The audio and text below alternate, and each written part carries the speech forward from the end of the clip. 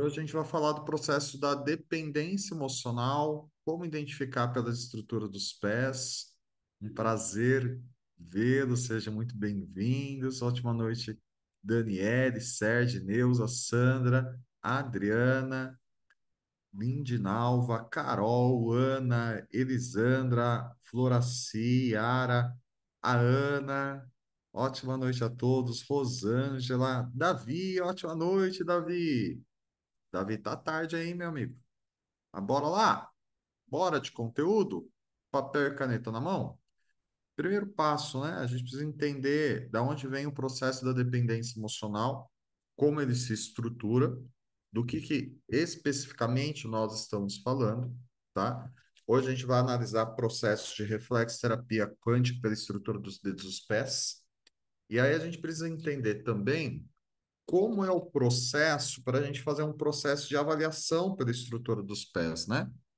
Primeiro, só para você ter em mente, quando a gente fala de avaliação, né, a famosa linguagem dos pés, a gente faz o processo avaliativo pela questão de musculatura, então, tamanho de dedo, articulação, musculatura, a gente vê, sempre leva em conta o processo genético. Como assim genético, Éder?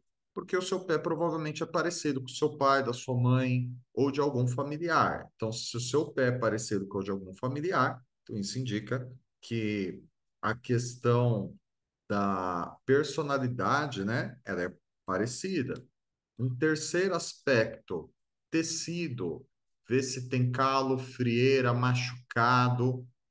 E o quarto aspecto, coloração. Tudo isso a gente leva em conta, porque é uma sinalização do seu sistema nervoso central, tá? Então, o hálux ou dedão direito tem a ver com a sua relação com figura masculina e com alegria. E aqui é o dedo do desejo e da vontade. Aqui é o dedo da atividade contra lado profissional, dedo do apego e o dedo do medo. Tudo isso no pé direito. Pé esquerdo. A forma como você se relaciona com o feminino e com a tristeza. Aqui é o dedo da afetividade, que envolve sentimentos e emoções. Aqui é o dedo da criatividade, que envolve questão de sonhos, alvos, metas e objetivos. Aqui é o dedo do amor. E aqui é o dedo da sexualidade, otimismo e confiança. Tudo bem? Então vamos lá. Então, no curso, a gente se aprofunda, por exemplo, em cada estrutura do dedo. Por que, Éder? Porque, por exemplo, para eu te explicar como tratar uma pessoa que tem uma questão com desejo muito aflorado, é uma pessoa que tem predisposição para vícios e compulsões. Então, eu acabei me especializando em tratar dependentes químicos. Então, essa é a primeira formação que a gente vai ensinar a tratar dependente químico, compulsões. Éder, você trata dependente químico há muitos anos, me especializei nisso, tá? Então, vai ser a primeira formação que a gente vai ensinar, passo a passo, para tratar dependente químico, compulsão alimentar, compulsão por pornografia, masturbação. Tem todo um processo aí e um conteúdo muito rico que vai ajudar você dentro do processo. Bora mais um passo? Então, elaborei um processo. Se você tiver pergunta, anota por enquanto. Eu vou abrir a parte de perguntas, tá? Sua pergunta é muito importante para nós. Separa ela aí e bora mais um passo, ok? Ótima e fantástica noite, sejam todos muito bem-vindos. Vamos lá. Primeiro passo, deixa eu arrumar minha câmera, a gente está fazendo uma dupla transmissão, tanto pelo Zoom como pelo Instagram. Pronto. Às vezes a câmera do Zoom, ela desfoca. Vamos lá. Primeiro, a gente precisa saber o que é a dependência emocional. A dependência emocional começa a ser estudada nos Estados Unidos com as famílias de pessoas que tinham parentes que eram ou dependentes químicos ou pessoas que tinham processo com o uso do álcool. E daí foi se entendendo dentro disso que o processo da dependência emocional ela impactava não só o familiar que ele era dependente químico, que os membros da família começavam a desenvolver uma dependência, mas essa dependência era emocional. Então, se você quiser anotar, a dependência emocional, ela tem níveis. Então, quando você pega, por exemplo, uma pessoa que tem compulsão de uma forma geral, que é dificuldade com limites com álcool, dificuldade com relação à questão com drogas, compulsão alimentar, compulsão com pornografia. Então a gente usa o termo, tá? Porque isso é uma dependência severa. Éder, por que é uma dependência severa? Porque a pessoa tem dificuldade de elaborar o próprio desejo. Por que, Éder? Porque ela é controlada pelo desejo. Éder, tem como tratar? Óbvio que tem. Então, mas você precisa ter isso em mente. No perfil da dependência emocional, tem outro nível, que é aquela pessoa que ela tem dificuldade de falar não. É aquela pessoa que ela se importa muito com a opinião das pessoas. É aquela pessoa que, quando ela se conecta com uma pessoa que ela é amiga, parece que só ela é amiga. Não existe outra opção. Sabe aquelas pessoas quando se apaixona e parece que se aquela pessoa não existir, o mundo dela acaba. Também é um grau de dependência emocional, ok?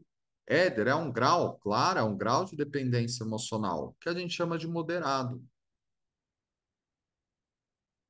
É o grau moderado. Ótima noite, sejam todos muito bem-vindos. Tem um outro nível, tá? Da dependência emocional.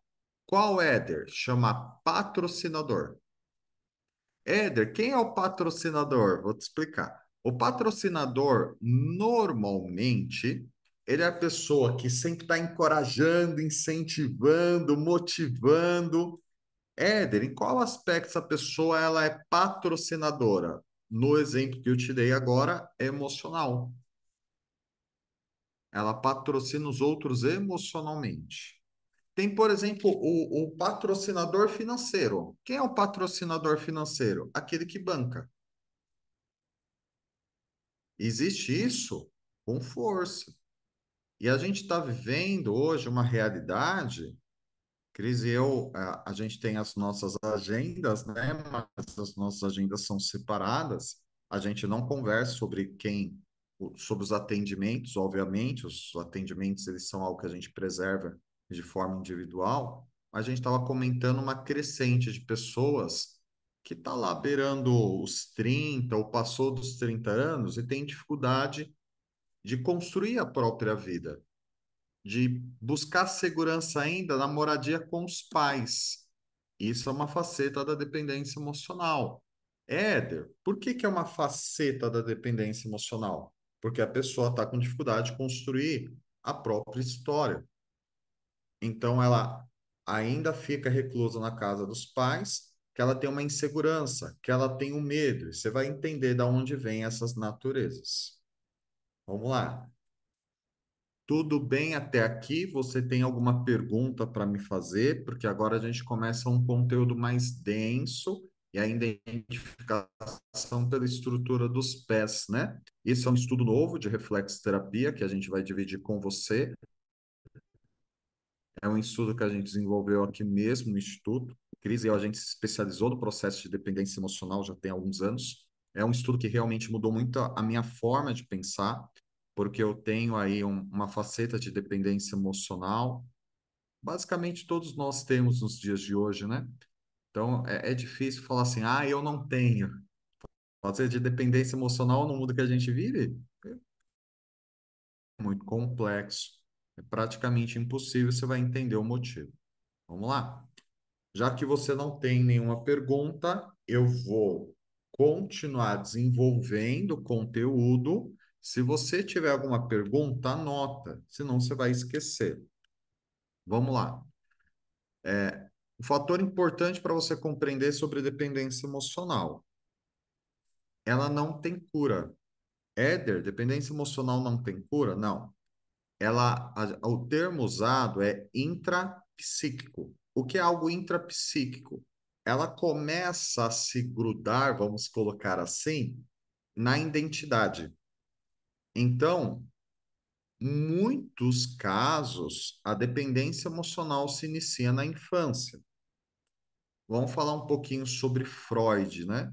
Freud desenvolve muitos estudos sobre saúde mental. Freud, ele era um médico. Freud, ele diz que quando o bebezinho ele nasce, na formação da sua identidade, ele tem uma relação de simbiose com a mãe. Freud diz algo muito interessante. Freud diz que o bebezinho não sabe aonde ele começa e aonde ele termina. Ele diz que o bebê e a mãe são apenas um. A gente chama isso de relação simbiótica. E é muito curioso. Se você vê uma criança nos primeiros anos de vida, ela sempre vai falar assim: Ô mãe, eu posso fazer isso? Ô mãe, eu posso comer aquilo? Não sei. Eu preciso perguntar para minha mãe primeiro. Então, isso evidencia a relação de simbiose. Quer você seja homem ou mulher, quando a gente nasce na relação de simbiose com uma mãe, tá? Segundo Freud, todos nós precisamos elaborar o complexo de Édipo. Eu não vou entrar nisso, isso é um assunto denso, mas é um assunto muito interessante que vem da psicanálise, que fala que a gente precisa elaborar o amor entre o nosso pai e entre a nossa mãe, assim como outros conceitos de saúde mental pontua. Mas eu não vou entrar nisso agora no momento. Só que tem um momento da sua vida ou da minha vida que a gente precisa elaborar ou colocar fim à relação simbiótica.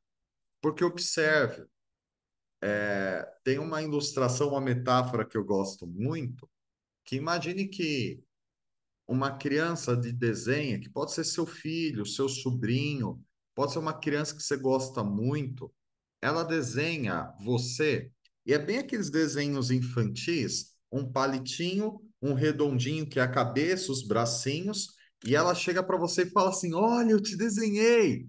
É uma criança de 3, 4 anos, você vai se achar lindo, você vai achar incrível, você vai agradecer, você vai vibrar.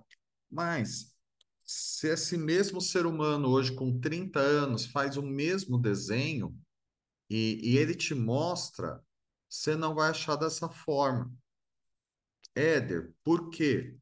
Porque todos nós precisamos passar pelas fases da maturidade, que a gente chama isso de fases de transição ou travessia.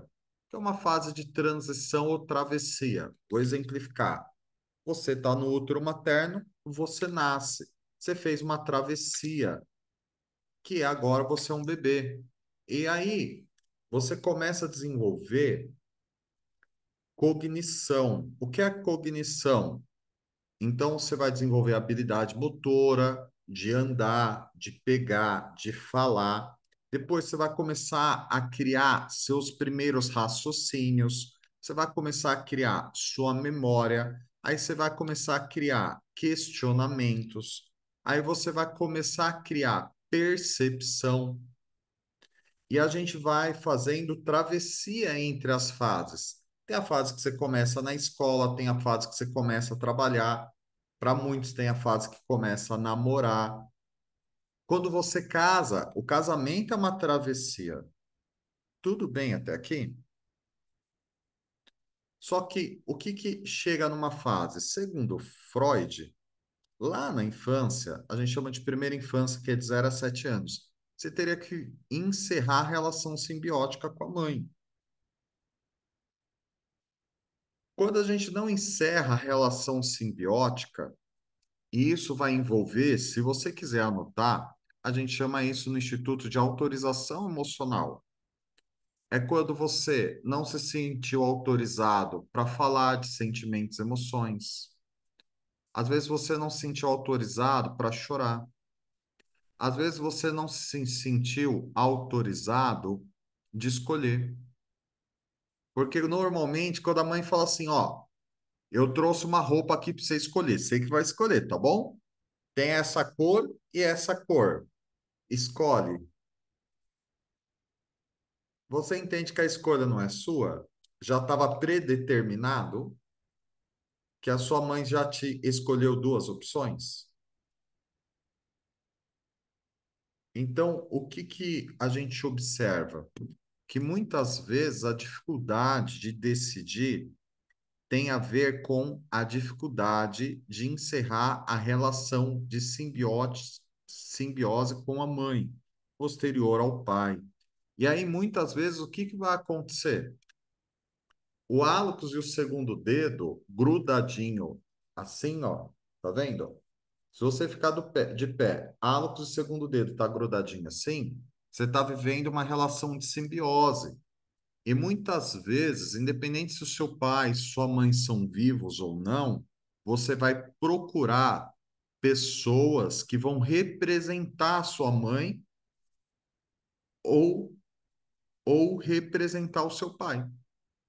Que é aquelas relações que falam assim: olha, essa pessoa é como se fosse um pai para mim, essa pessoa é como se fosse uma mãe para mim.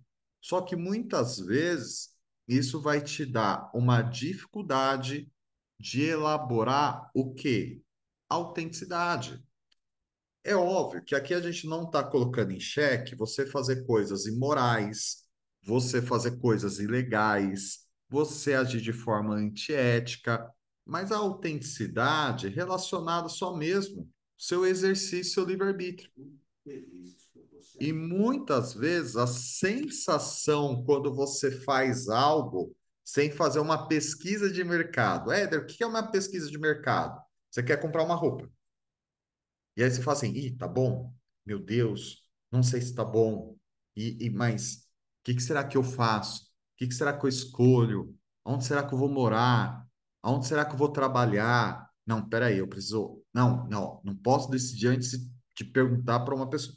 Você entende que para um adulto isso gera muitos problemas? Por que, Éder? Porque tem a castração do seu livre-arbítrio, o direito de escolha.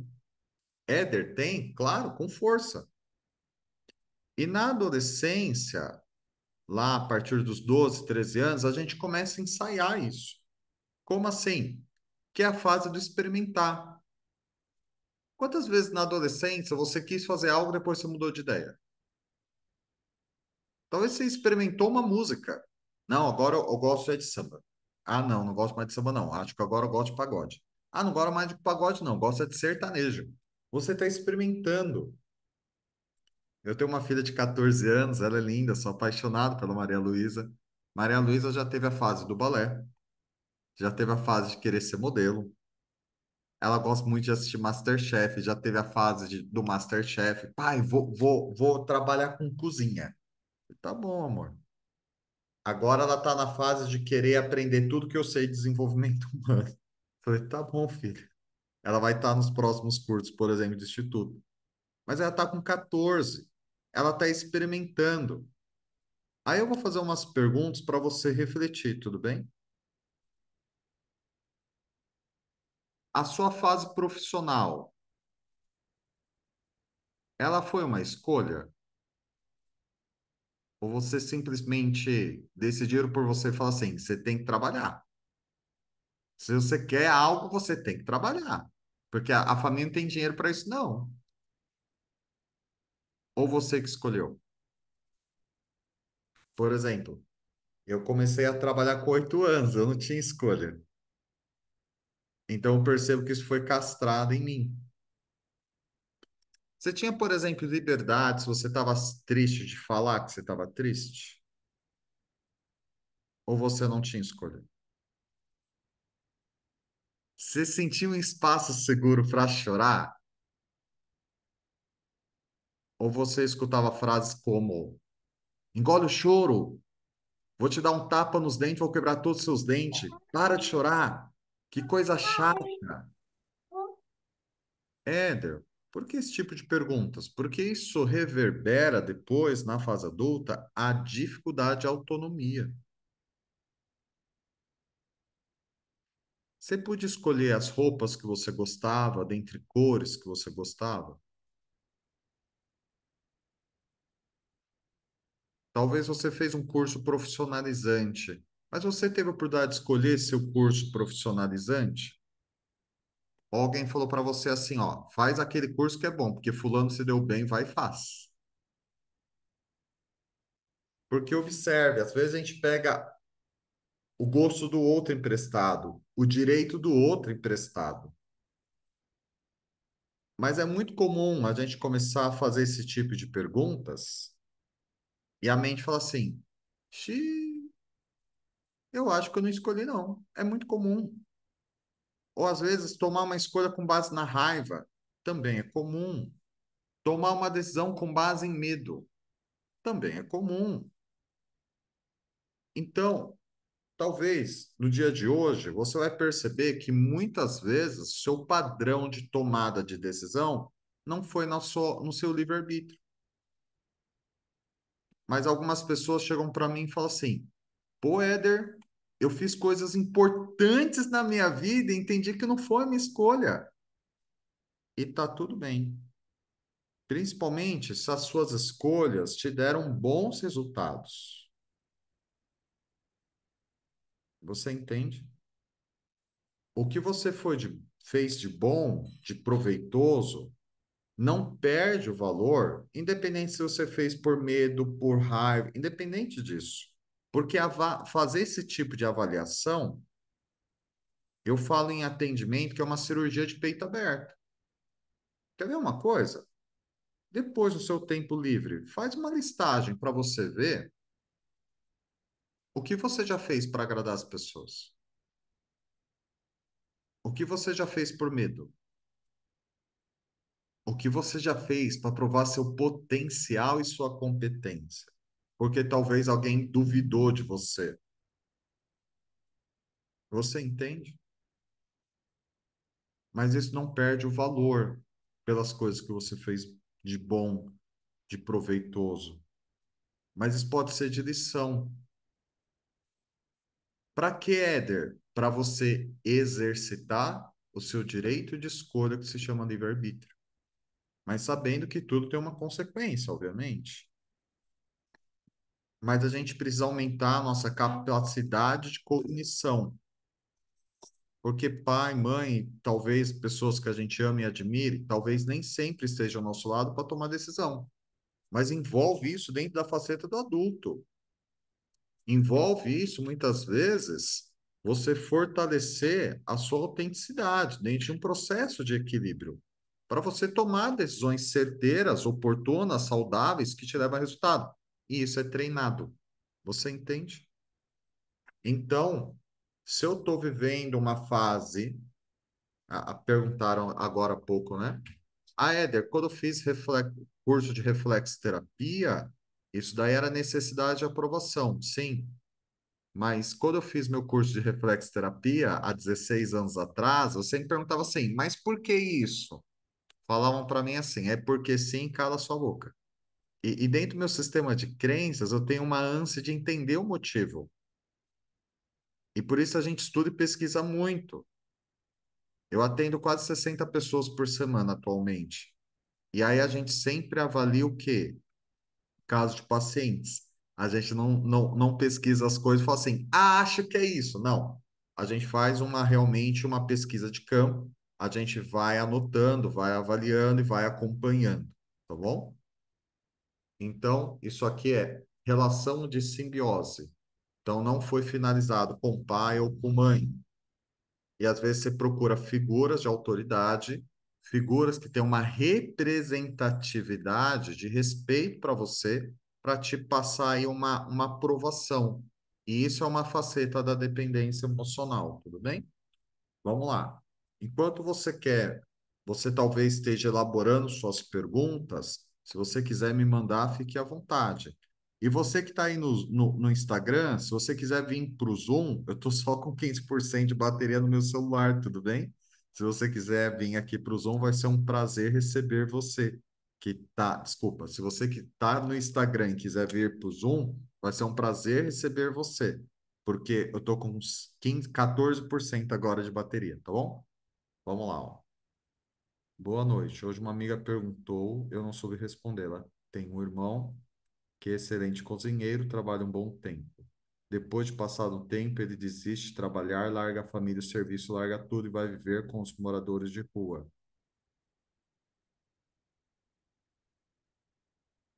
Vamos lá. E começa os vícios de droga e tem recaída. Ela indagou: por que será que isso aconteceu? Por que a pessoa deixa a família que tanto ama para viver na rua e volta aos vícios novamente? Porque o vício, ele é uma doença. Na verdade, ele teve uma recaída. É uma faceta da dependência emocional. Então, a primeira realidade que a pessoa precisa lidar é que esses processos não têm cura. A dependência emocional não tem cura.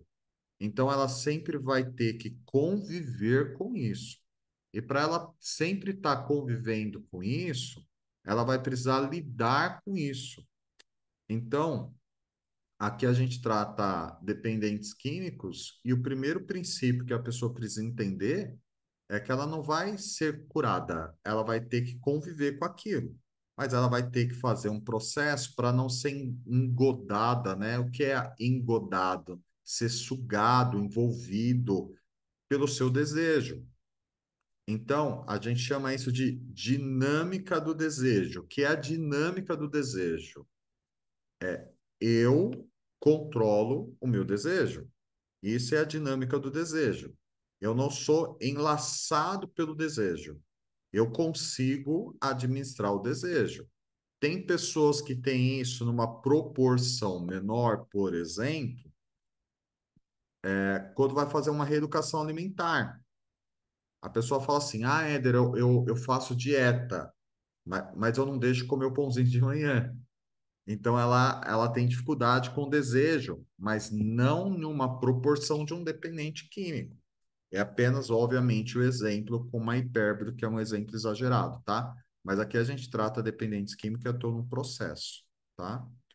Ah, você tem uma Maria Luísa também? Maria Luísa é a paixão da minha vida. Ó, não tive escolha, eu comecei a trabalhar aos 6 anos e era proibido de falar. Eu compreendo. Eu nasci em um lar, meu pai era alcoólatra, meu pai tinha muita questão, né? Minha mãe falava assim, quando meu pai chegava: não fala nada, vai pro quarto, senão seu pai briga. Vai pro quarto, vai pro quarto. Então, 3 filhos homens, e nós três crescemos com dificuldade de se comunicar. Porque a sensação que eu tive durante muitos anos é que se eu falasse, alguém ia brigar. Mas a gente chama isso de processo traumático, então tinha uma reencenação, né? Era uma projeção da figura do meu pai para outras figuras, ok? Quando tem os dois dedos juntos, o hálux e o segundo dedo, a pessoa não tem opinião. Não é que não tem opinião. A pessoa tem opinião, mas ela tem dificuldade pela dependência emocional de expressar sua própria opinião. Éder tem um filho que vai fazer 15 anos, quinta. Agora eu escolho a roupa que ele vai sair. Estou cometendo um grande erro. Eu não digo que é um grande erro, né? Mas seria proveitoso, oportuno treinar, porque ele vai ter que tomar a decisão, sabe? Sabe aquela autonomia? A Maria Luísa, minha filha do meu primeiro casamento, né? Quando eu e a mãe dela se divorciou, ela tinha 10 meses, ela já fez 14, e a Maria Luísa, ela fica comigo toda sexta, ela fala: pai, eu quero comer algo diferente. Eu falei assim: o quê? Ela fala: não sei. Eu falei: não, não tem essa não, você vai escolher. Se você não sabe, a gente vai ficar aqui até você decidir. É o exercício, ela precisa escolher. E aí agora tá mais fácil, mas ela tem uma tendência sem procurar validação. Eu falei, não, passei minha vida inteira fazendo tudo para agradar os outros, para ser amada. Mas observe, ó, eu não vou citar o teu nome porque eu não quero que saia na gravação, porque aqui a gente não expõe as pessoas, né? A gente não trabalha assim. Mas observe, tem algo na sua mente que esse agradar os outros e ser amada tem a ver com uma figura da sua infância. Isso chama projeção.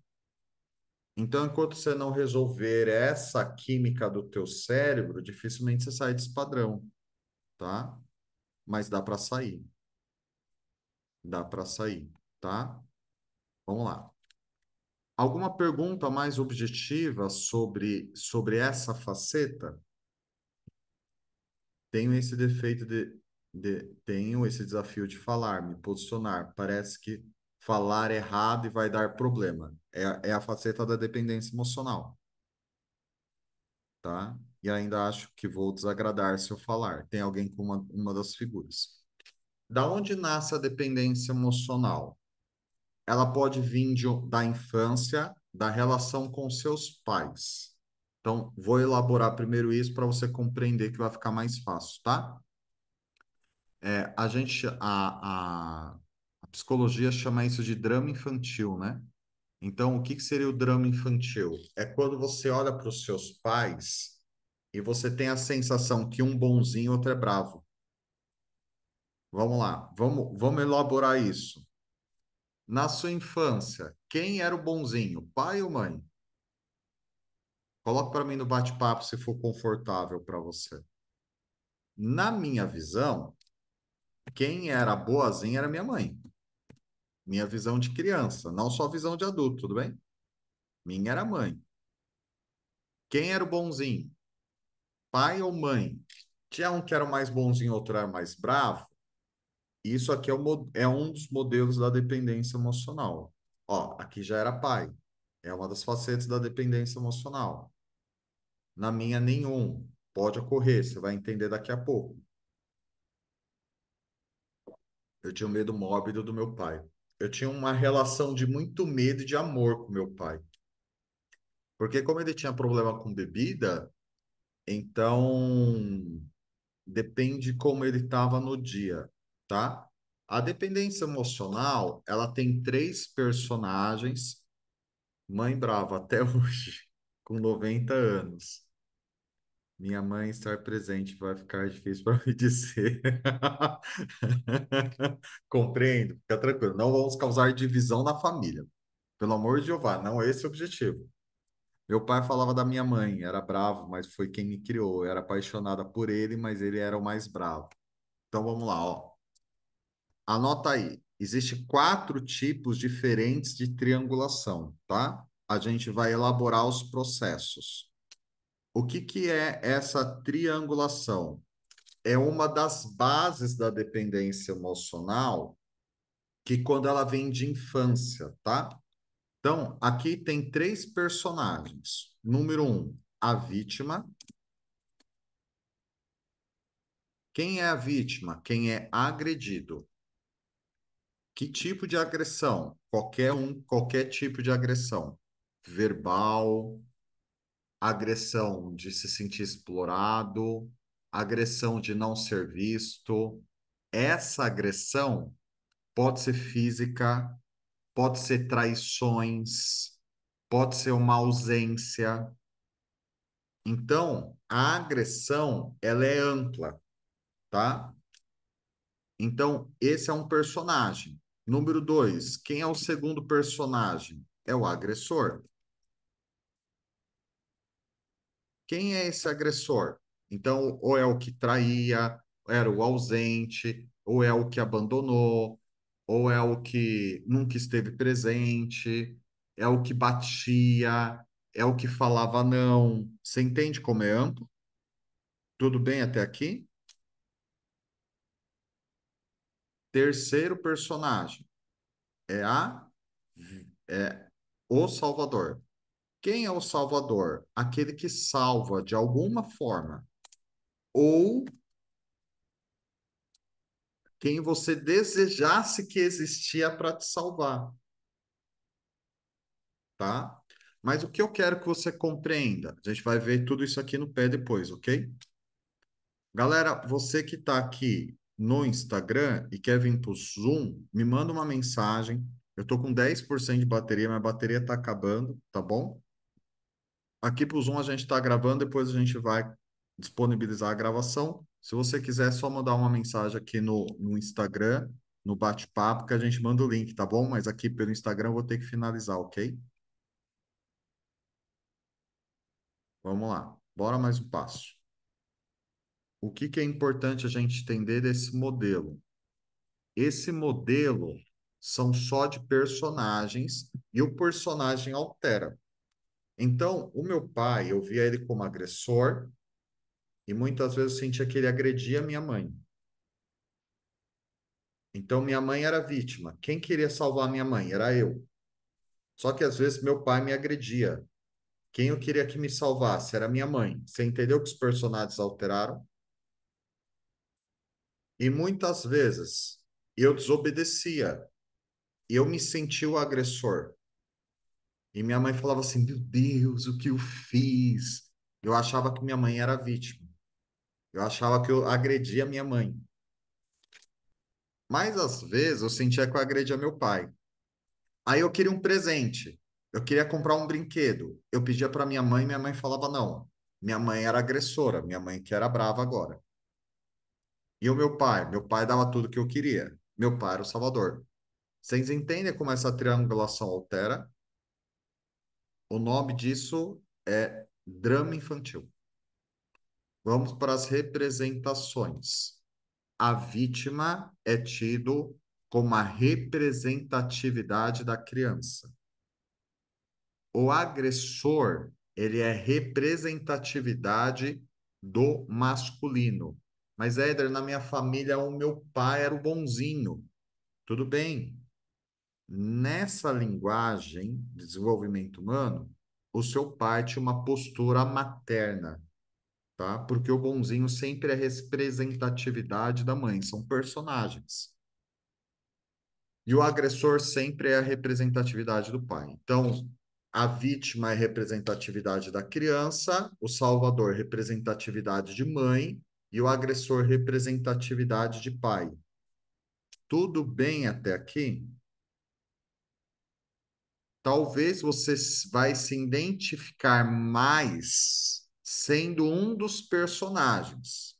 Aonde você vai identificar se você está na postura de Salvador, com a calosidade aqui na região do dedo. Depois você vê nessa partezinha aqui, ó. Aqui é a postura de Salvador. Depois você passa a mão aí para ver se tem uma calosidade, tudo bem? Sabe aquelas pessoas que têm um todo mundo olhando o pé agora, né? Vamos, vamos fazer a prova, né? Éder, eu sou salvador, eu tenho vontade de salvar, mas no meu pé não está tão protuberante. Então, isso quer dizer que você entra no personagem do Salvador, mas não é seu principal. Tudo bem? Se o teu quinto dedo do pé esquerdo ele está distorcido, a unha é como se ela estivesse olhando aqui a lateral. Você está identificado com a vítima. E se o dedão, o hálocus, ele está rotacionado assim, ao ponto. Às vezes, você vai ter que ficar de pé para ver, tá? Isso com os dois pés no chão. Você vai estar mais identificado com o agressor. Gente, pelo amor de Jeová, é só uma identificação, porque isso não é a sua essência, tudo bem? A sua essência não é nenhum desses três personagens, porque essa é a dor da dependência emocional. É a identidade. É quando a mente entra em loop e não sabe quem eu sou. Tudo bem até aqui? Antes de continuar, porque esse assunto dá muito pano para manga, porque ele é profundo e ele cai muito as fichas. Se você está tendo acesso a esse conteúdo, pela primeira vez, sua mente vai dar um boom, e dá mesmo. Eu lembro a primeira vez que eu tive acesso a esse conteúdo de forma profunda. Éder, tem como tratar? Graças ao bom Deus, estamos aqui para isso, tudo bem? E eu vou até te explicar como que é a linha de tratamento, como funciona. Eu tenho traços de dependência emocional, Cris também tem. Cara, não conheço uma pessoa que não tem traço de dependência emocional, tudo bem? Vamos lá. Meu esposo tem dificuldade de se posicionar, acha melhor ficar quieto, e a mãe era que batia, castigava e o pai era omisso. Com relação à disciplina, e o pai também tinha problemas com bebida, anos depois que se tornou cristão. A mãe tem depressão e acredita que são os reflexos até hoje. Sim, é o quadro da dependência emocional. Tem um adicto, que é uma pessoa que tem um vício, E aí tem um processo de dependência emocional severo aqui, ok? É bem profundo isso. Meu pai não era de estar brigando, mas só dele olhar, nós já obedecíamos. O olhar dele provavelmente já era uma agressão. Sempre fui tímida na escola, não respondia nem a chamava, falava bem baixinho. Vim melhorar no ensino médio. Isso pode ter relação com sentimento de culpa e constrangimento, tá? Me lembra daqui a pouco, daqui mais ou menos uns 20 minutos, para eu repassar isso, tá? Vou te explicar e você vai entender. A mente buga mesmo, mas o resultado é excelente. Muito obrigado, Davi. A mente buga é um conhecimento profundo isso aqui, tá? Mas é um estudo novo de reflexterapia que a gente analisa o pé, dá para ver e a gente faz os processos de tratamento, tá bom? Alguém tem alguma pergunta para me fazer? Não existe pergunta errada. Errada é você estar com a mente bugada, ter dúvida, não abrir a pergunta. Tudo bem? Fale, Carol. Quer abrir o áudio? Fica à vontade.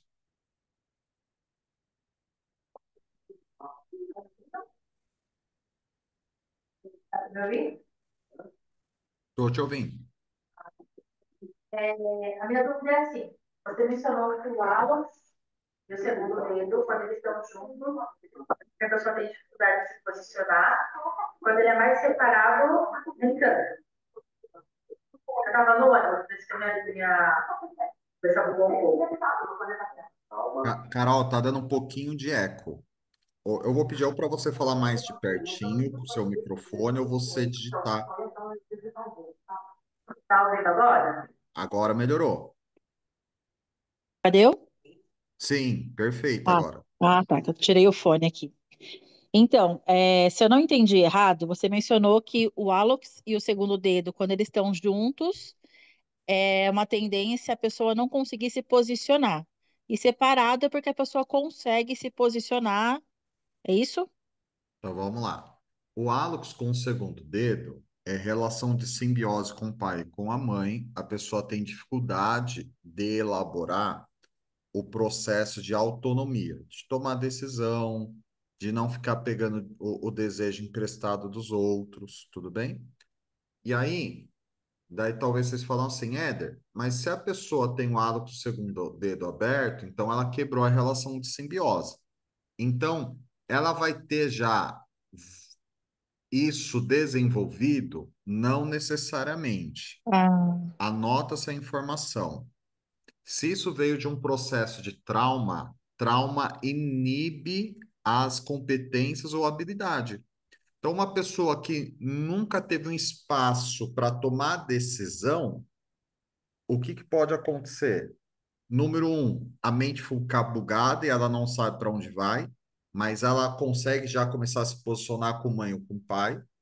Segundo, ela pode ir para um extremo, achando que a liberdade agora é ela tomar a decisão que ela nunca tomou, e às vezes a mente vai querer compensar o tempo perdido. E terceiro, ela pode conseguir elaborar a tomada de decisão. Mas vamos supor que ela está agora, ela viveu essa dinâmica durante muitos anos, ela conseguiu elaborar. Só que agora ela está em um lugar novo e ela não está sentindo que ela pertence. E aí, às vezes, o hálux, o segundo dedo, fica separado, mas aqui, o ponto dos brônquios, que tem rejeição, porque ela não sente que ela pertence no ambiente, então ela pode estar se sentindo rejeitado. E aqui, somente no pé esquerdo, é o ponto do coração, que é o ponto da autoestima. Às vezes a gente passa por situações que a autoestima cai. Então é como se a sim, pessoa tivesse uma recaída ao padrão, mas não quer dizer que ela voltou para a simbiose. entendi. A minha dúvida era justamente essa, porque eu já tive esse padrão dos dedos bem juntos, né? Do hálux e o segundo dedo, e atualmente não está mais. Mas eu ainda não sinto que eu sou essa pessoa, sabe? Com essa autonomia. Sim, Eu ainda fico naquela dependência da, da, da aprovação, sim. Provavelmente você está elaborando isso. entende? E como é quando você lida com o desconhecido, com o novo? É uma sensação horrível. Pode ser o Horrível. gatilho inicial do processo. Então você está na fase de elaboração. Então você não tem mais essa simbiose com a mãe. Você não vai ficar procurando a aprovação da mãe. Mas quando você é exposta a um novo, bate aquela sensação. E aí o que vai marcar? O pontinho da vesícula no pé direito, Ah, legal. ok? Valeu, Éder. Você merece. E daí você vê se o ponto da vesícula está inchado, ou está marcado, ou está avermelhado. Dificuldade com coisas novas é a vesícula que pega, ok? Certo. Ok. Bastante conteúdo, povo. Vocês estão vendo que desenvolvimento humano não é aperta aqui que resolve. Não é isso. Então, olha as variações de possibilidades. Porque comportamento humano é assim. Éder, meu esposo tem um segundo dedo maior que o dedão. Vou explicar o que que ocorre. Ele é uma pessoa difícil de lidar, pode ser relacionado com a dependência emocional? Sim, é característica de dependência emocional. Segundo dedo maior que o dedão é predisposição a compulsões, tá? Isso vem de um processo de alguém da família que tinha essa predisposição e tem a predisposição. Então, por exemplo, o meu pai tinha problema com bebida, então meu pai tinha compulsão. O meu segundo, cara, e é extremamente comum a gente ter predisposição à compulsão, tudo bem? A compulsão é dificuldade de se sentir satisfeito e colocar limites. Então, segundo dedo, você vai precisar ver de pé, maior que o dedão, é predisposição à compulsão. Eu tenho predisposição à compulsão. Eu já tive compulsão por trabalho. Cara, quando eu comecei a namorar a Cris, eu tinha uma compulsão pela Cris. A Cris falava assim, mandava mensagem. Tá perto? Eu tava do outro lado de São Paulo. Falava, tô. E aí eu, não, vou te buscar. Vixe, atravessava São Paulo, desmarcava compromisso, que, cara, eu tinha que buscar a Cris. É, quando a Maria Luísa, minha filha, nasceu, eu me apaixonei pela Maria Luísa. Eu tinha uma compulsão pela Maria Luísa. Cara, eu não podia sair do lado da Maria Luísa. Era um inferno isso. Coitada da Maria Luísa, ainda bem que eu consegui lidar com isso. Eu sei que eu tenho pré. Alguém tem predisposição à compulsão alimentar? Eu tenho predisposição à compulsão alimentar. Então a gente precisa de estratégia para lidar com isso. Eu tenho predisposição à compulsão alimentar, principalmente à noite. Então, o que que é a compulsão? Ah lá, Lourdes, você não queria entender aonde via no pé a compulsão? Segundo Freud, a maior força do universo, do ser humano é a pulsão. Então, quando a gente tem dificuldade com limites, é, é a compulsão, tudo bem? Gente, me dê 30 segundos, bem rapidinho, bem rapidinho.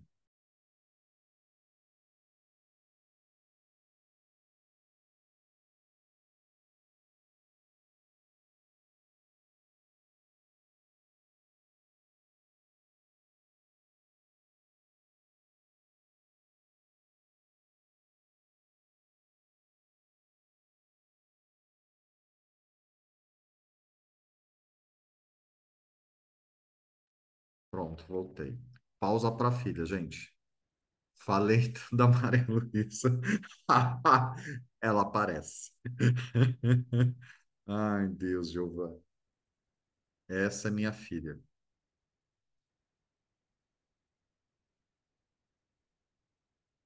Curso da Bíblia, uma parte curta, mas extremamente proveitosa.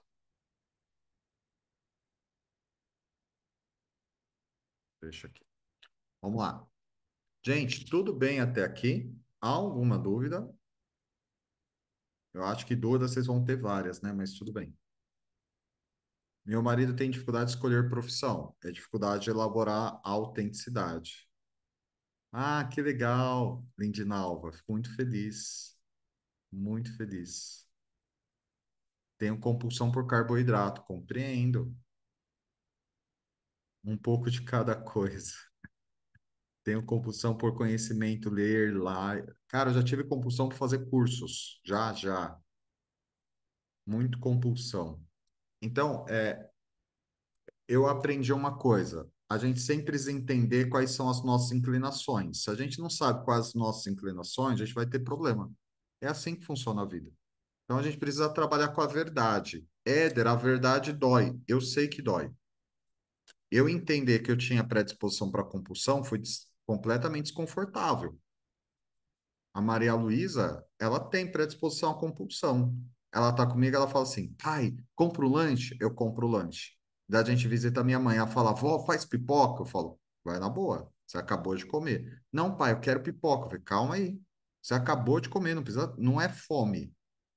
E aí a mente tem dificuldade de saber quando é comer por fome, quando é o processo da compulsão. Você entende isso? O cérebro tem dificuldade. Eu tenho um paciente que eu trabalho compulsão nele. Ele fala assim, Éder, eu fico às vezes de frente da geladeira, eu acabei de jantar e eu sei que não é fome. Eu falo para ele, eu compreendo. E não é fome. Então, é complexo, você vai ter que elaborar. Tem gente que vem tratar comigo questão de financeira e o problema da pessoa não é financeiro, é a compulsão. Esse negócio de Shein, Mercado Livre, de compra, a angústia da pessoa, que é isso que é a pulsão dá uma inquietação. Quem já sentiu, por exemplo, que não cabia em si? Isso é a pulsão. Essa força libidinal que Freud diz. Então, a gente precisa de ferramentas para equilibrar a pulsão, para você não dar vazão a uma compulsão. Tudo bem? Mas tem como equilibrar. Você não é escravo do seu desejo. Isso você tem que estar muito claro na sua mente. Éder, eu não sou escravo dos meus desejos? Graças a Deus, não, você não é. Mas você precisa da ferramenta certa. Por exemplo, a dependência emocional pode nascer de um trauma. Pode, pode. Então, a dependência emocional, ela vai tratar, por exemplo, pessoas que têm traços narcísicos. Meu, pelo amor de Jeová, eu não estou chamando ninguém de narcisista. Eu estou falando de traços narcísicos. Quem pode dizer que alguém é narcisista é um diagnóstico psiquiátrico. O que é traços narcísicos? É aquela pessoa que era o centro das atenções na infância e agora, na fase adulta, a dor dela é não ser o centro das atenções. Então, essa pessoa tem muita dificuldade de lidar com uma frustração, com fora, com uma decepção. Como? Como eu, sendo tão bom para minha mamãe, para o meu papai, a pessoa não me olha, não me valoriza? Como eu sou filho de ouro e eu não consigo dar certo na vida? Como aquela pessoa não quer me contratar? Como aquela pessoa? É um absurdo. Isso é justamente a dor do traço narcísico. Sim, Patrícia. É, sim. Compulsão por celular. Gente, compulsão por rede social, compulsão agora pela inteligência artificial. Facetas de compulsão tem diversas, tem inúmeras. Mas o que pessoas que têm traço de dependência emocional sem precisar ficar atento. Éder, por quê? Porque é real, você tem traço de dependência emocional, isso não tem cura, não. Só que o que você precisa entender? A dor da dependência emocional vai te deixar na identidade de sobrevivência. Como está a espiritualidade? Você sobrevive. Como está o casamento? Você sobrevive. Como está o financeiro? Você sobrevive. E quer ver um referencial para você entender se você está no mecanismo da sobrevivência? Chama eixo emocional da dependência emocional. Vou te ensinar. São 4 estados emocionais. Culpa com ressentimento, isso vai te levar para o personagem do agressor se isso estiver muito alto, tá? Então, depois você vê lá de 0 a 10 quanto você sente de culpa e de ressentimento, desculpa, raiva com ressentimento. Se tiver acima de 7 isso te trava. É raiva com ressentimento, tá bom, gente? Segundo, você vai precisar ver o seu nível de medo de 0 a 10. Você vai precisar ver de constrangimento, isso aqui não tem aplicação com vergonha. Vou te explicar. Eu falei que eu ia explicar sobre a vergonha, né? É uma sensação como se eu tivesse um defeito. Eu passei muito, eu não sou tímido, né? Constrangimento. Acho que você já percebeu que timidez não é minha faceta. Eu não tenho nenhum problema de falar com um grupo de pessoas. E eu até gosto, não tenho nenhum problema com isso. Mas há 5 anos atrás, eu passei um revés, eu cometi um erro, eu passei muito constrangimento, eu fiquei constrangido. Depois que eu passei esse revés há 5 anos atrás, quando eu tinha que me expor, eu senti uma vergonha que era uma vontade literal de abrir um buraco no chão e me esconder. Quando eu tinha que me expor publicamente, eu já sabia, eu ia para o banheiro, eu chorava, chorava, chorava, chorava, chorava, chorava. Às vezes isso é confundido com medo. Éder, você chorava? Claro. E parte do meu trabalho é fazer live. Eu fiquei meses chorando antes de fazer live. No meu serviço voluntário, a gente congrega hoje em um outro bairro, eu não conhecia as pessoas, eu me sentia constrangido quando eu tinha que ir para o serviço voluntário.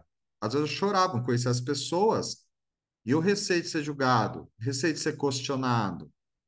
Então, isso é constrangimento, não é timidez, é faceta da dependência emocional.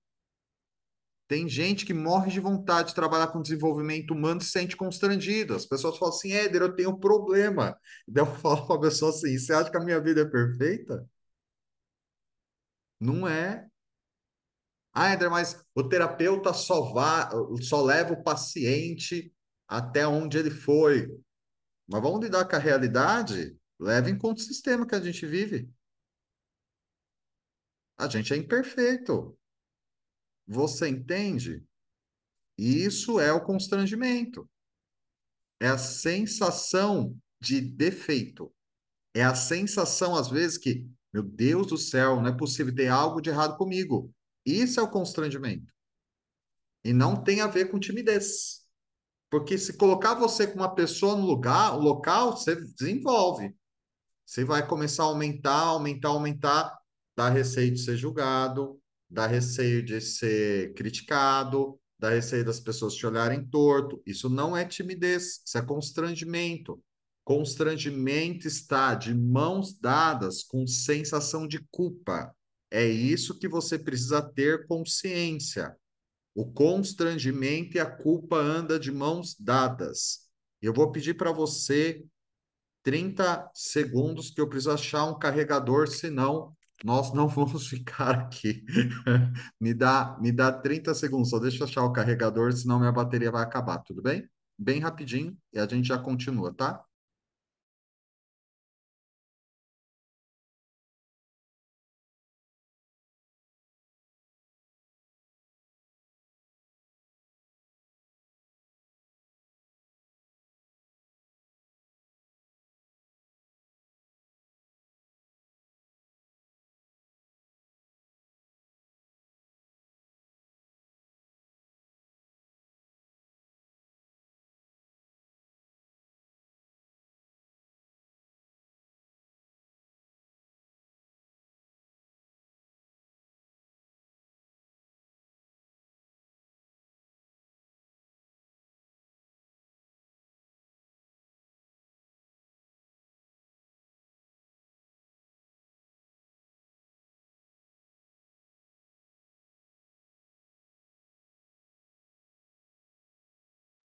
Gente, olha como o constrangimento não tem a ver com timidez.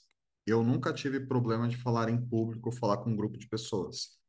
Mas se antigamente eu tivesse que pedir licença em uma live, em uma aula, para ir buscar um carregador, minha vontade era se enfiar dentro de um buraco, você acredita? Eu falava depois para a Cris, falei, que droga. Ela falou, que foi? Que horrível que foi. Ela falou, mas aonde foi horrível? Eu gostei pra caramba, tava ótimo, tava excelente. Ela falou assim, mas você viu? Eu me ausentei para buscar um carregador. Ela falou assim para mim, e daí? Às vezes eu tinha que me ausentar para ir no banheiro. É vontade de colocar uma sonda, né? Uma fralda. Eu não podia, cara. Você entende que não tem a ver com timidez? Não, Éder, não. E você entende que às vezes você pode estar escravo disso e nem percebe? Pode ser medo. E não é medo, é constrangimento. É profundo isso.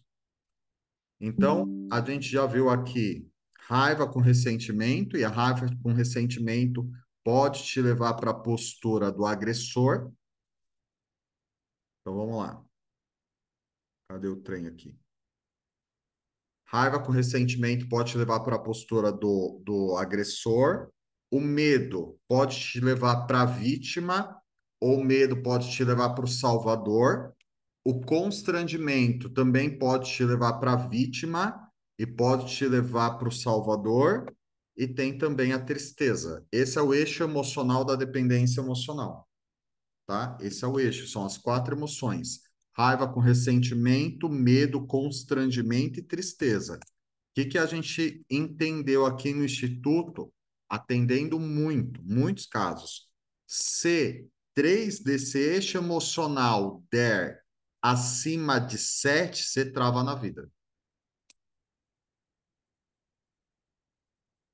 Éder, eu travo? Trava. Por quê? Porque a sensação de inapropriação ela é grande. Se dessas quatro, três estiver acima de 7, você trava. Você vai para o fluxo da dependência emocional. Vai, não tem como. Então, a gente precisa trabalhar os estados emocionais. Como a gente faz? Caneta e papel na mão. A gente precisa entender o seu modelo, e isso é individual. Esse é o grande pulo do gato da dependência emocional. Nem toda ferramenta serve para todo tipo de pessoa. Por que, Éder? Porque a dependência emocional está na identidade. É a sensação de quem eu sou. Então, eu preciso entender o modelo, o que me leva para a dependência emocional. E isso é o individual. E eu preciso reconstruir a minha identidade. Dentro da reconstrução da identidade, eu preciso trabalhar uma identidade de recurso para sair da identidade de dependência, de sobrevivência. Então, são alguns processos para entender, tá? Processo inicial para você começar a elaborar o seu modelo de dependência emocional. Você escrever tudo que foi impactante de 0 a 12 anos e entender em quais áreas da vida isso se repete. Amanhã a gente vai falar quando a dependência emocional vem de trauma. Cara, amanhã é maneirão. Eu amo falar de trauma, que fui uma pessoa muito traumatizada, né? E é um assunto muito legal. Agrega demais, abre muito a sua cognição e a sua autopercepção. É muito legal, tá? Vamos lá. Mas vai ficar gravado, fica tranquilo, Anderson. Até aqui, perguntas, porque eu sei que esse conteúdo dá um boom na cabeça. Tem gente gabaritando quase tudo aqui, mas faz parte. Quando eu fiz, eu falei assim: caraca, falei pra Cris, falei, tô de parabéns. Ela falou, por quê? Eu falei, nota 10 em tudo, mano. Tô travadinho, nem sabia. Mas tem tratamento, é isso que você precisa entender.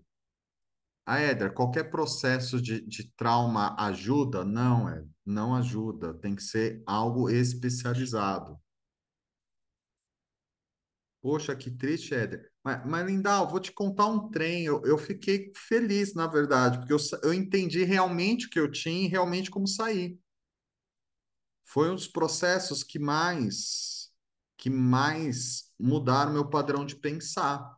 Então, na verdade, a gente estava até conversando, eu e a Cris, sobre uma outra questão. Tem uma pessoa próxima de nós que está com um problema de saúde. Então, ela ficou muito mal, foi hospitalizada, ficou na UTI, ficou no quarto, e de repente ela se recuperou. Me pergunto o que ela tem. Nem os médicos sabem. Ela ficou muito mal, chegou à UTI, e de repente ela ficou muito bem. Esse é o problema. Por quê? Porque quando eu não sei o que eu tenho, eu não sei como lidar. Se no dia de hoje você está com a clareza, então isso já te ajuda, porque você já tem um ponto de partida. E esse é o principal ponto, né? Entende? Esse é o principal ponto.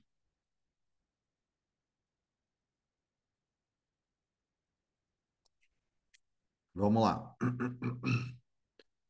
Depois de você, eu vou te ajudar a você começar a elaborar seu modelo de dependência emocional. Tudo bem? Então, se o seu modelo de dependência emocional vem de infância, as perguntas que eu vou fazer agora vai te dar alguns insights. Então, primeira pergunta. É, os pais brigavam na sua frente, discutiam? Se sim, como você reage hoje a discussões?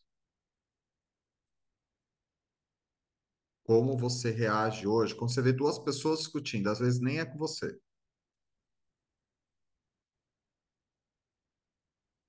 E aonde isso se repete? O processo da dependência emocional sempre vai ter o padrão da repetição. Segundo aspecto, é com os cuidadores, Lais, é isso aí. Segundo aspecto, como os pais lidavam com, ou os cuidadores lidavam com o dinheiro. O dinheiro unia ou o dinheiro separava? Como assim, Éder? O dinheiro une? Une. A família ia no restaurante, a família ia para uma viagem, a família ia para algo. Então, o dinheiro provia algo. Ou o dinheiro separava? Então, tinha discussões por gastos, nunca tinha dinheiro. Como era isso e como é com você? Terceiro aspecto, que tipo de criança você era? Primeiro tipo de criança, a criança adulta. Éder, quem é a criança adulta? Criança adulta. Oxe, peraí.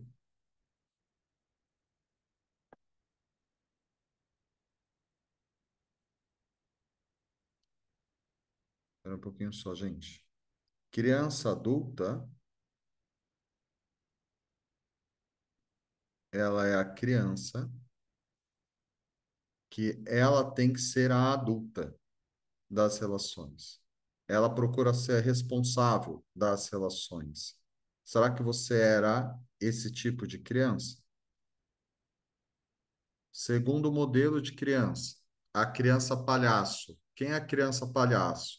A criança que sempre fazia graça, porque quando fazia graça, todo mundo olhava para ela. Outro tipo de criança. Você era a criança problema? Quem era a criança problema? Que desobedecia, a que fazia as coisas, que aprontava na escola. Outro tipo de criança. Você era a criança doentinha? E sempre quando acontecia algo, você ficava doente? Eu tive uma paciente que ela desmaiava.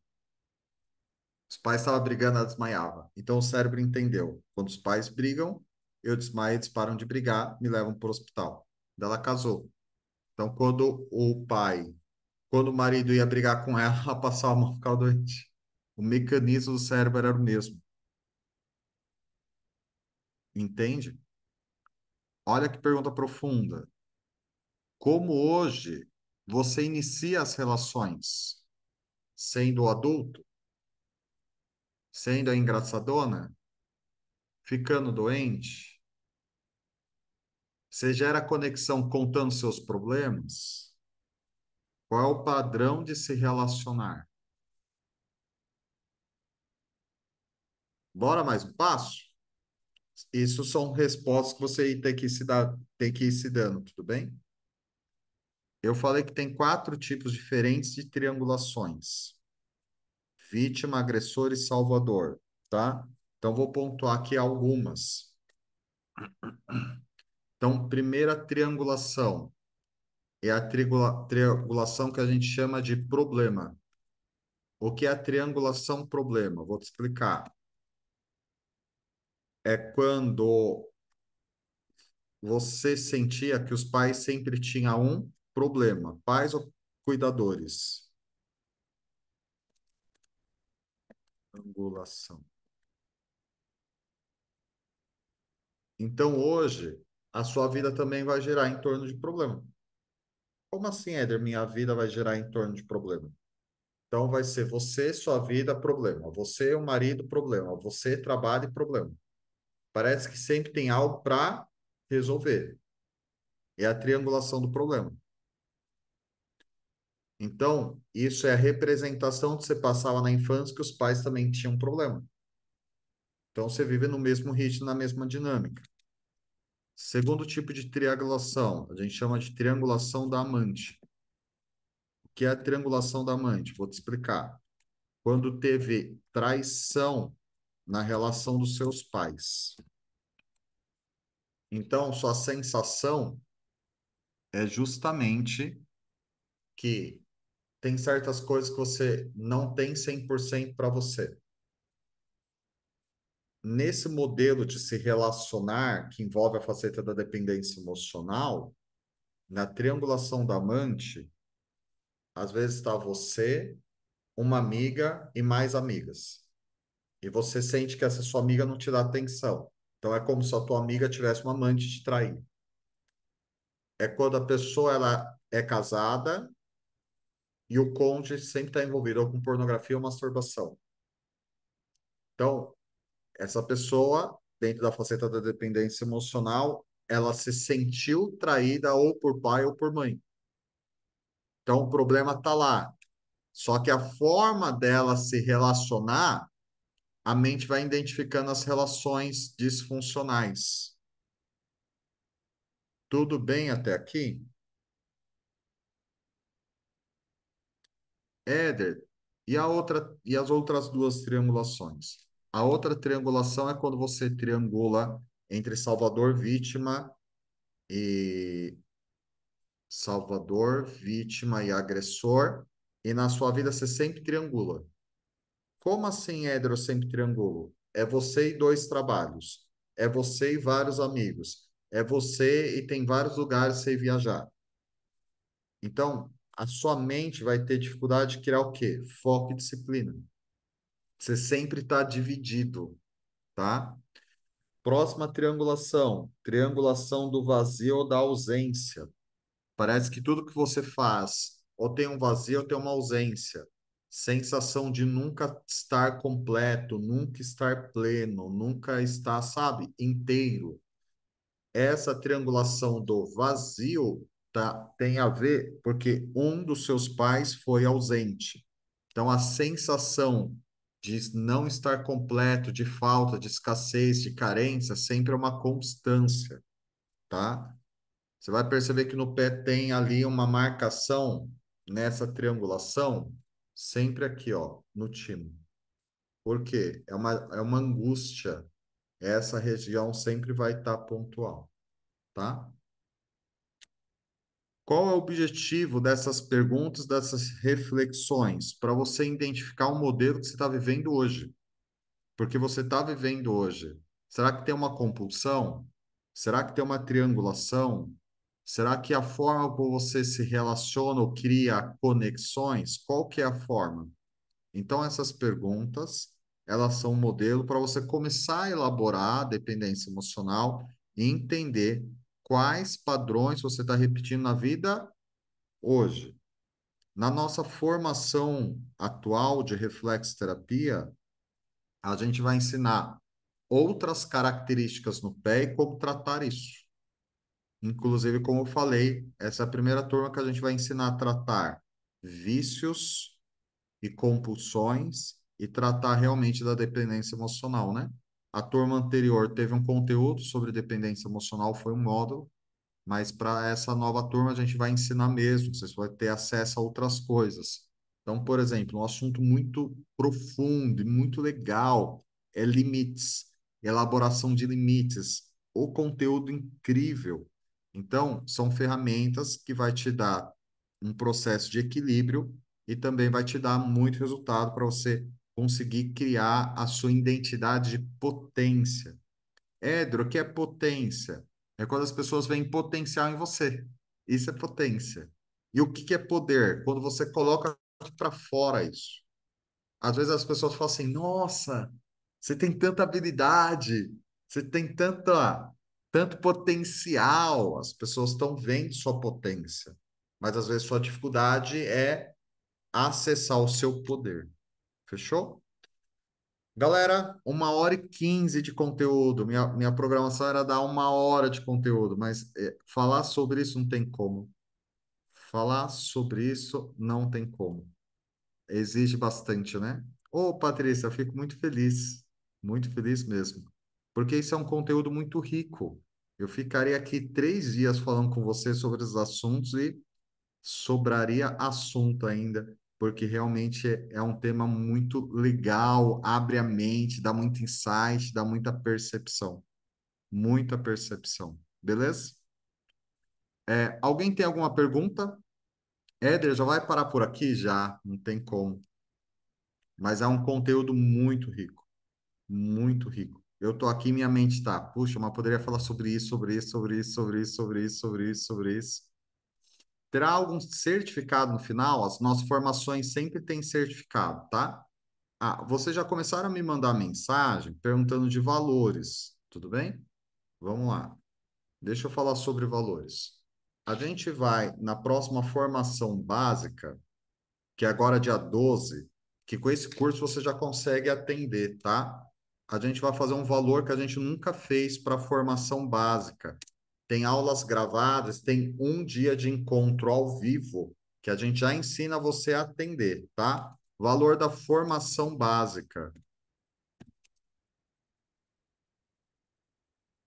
197, tá? Éder, quanto vai ser a formação avançada, que ensina tudo isso? Parte física, emocional, traumática. Isso, vocês estão tendo um gostinho do curso, tá bom? A formação avançada, a mensalidade que vai poder ser feito no boleto ou via Pix é de R$ 397. Mas para essa formação, eu vou dar também para a turma um acompanhamento de empreendedorismo. A gente vai pegar você pela mão e ensinar como vender terapia, como atender, como desenvolver, tá? E normalmente era um programa separado antes. Então, eu vou acompanhar. Então, a gente tem aqui uma consultoria empresarial e a gente vai trazer boa parte da consultoria empresarial para os alunos. Então, eu vou ensinar como vende terapia, como capta os alunos, vou acompanhar esses alunos durante um ano, durante toda a formação, tá? Então, a gente já tem aqui o Davi, que fez já processos de consultoria empresarial com a gente. Então, amanhã vai o Hélio também. Então, a gente vai ensinar como se vive de terapia. Ah, Éder, quero arranjar pacientes online. A gente vai ensinar. Presencial, a gente vai ensinar. Quero trabalhar só com físico. A gente te acompanha, te ajuda, te ensina a vender isso. Éder, quero aprender a fazer um processo relacionado a só trauma, só emocional. A gente vai ensinar isso e vai te acompanhar mês a mês. A única coisa que você precisa fazer é seguir o processo. Seguir o processo é essencial, mas é um método, é um passo a passo, tudo bem? E se você tem a formação de reflexoterapia, pelo menos a parte física, então, como esse curso aborda a parte física, emocional e traumática, o que que ocorre? Você tem um desconto se você tiver pelo menos a parte física. Porque para nós, como instituto, para nós isso daí é uma reciclagem. Éder, qual o preço da reciclagem? Aí você me chama no individual que eu te explico, né? Tem sobre o financeiro? Tem sobre o financeiro. Se você quer saber sobre a formação, me manda uma mensagem que a gente faz uma videochamada, tudo bem? 11 9 4554 4251, tudo bem? Pode me mandar uma mensagem. Éder, quero saber sobre atendimento. Me manda uma mensagem que a gente coloca, tá bom? Galera, a gente vai ficar por aqui hoje. Aguardem a gente amanhã. É um dos assuntos que eu mais gosto de falar, é sobre o processo traumático. Vai ser bem legal, vai ser profundo. Eu vou estar aí à disposição de vocês, tá? E amanhã vai ser um pouco diferente, mas vai ser bem maneiro, vai ser bem legal, tá bom?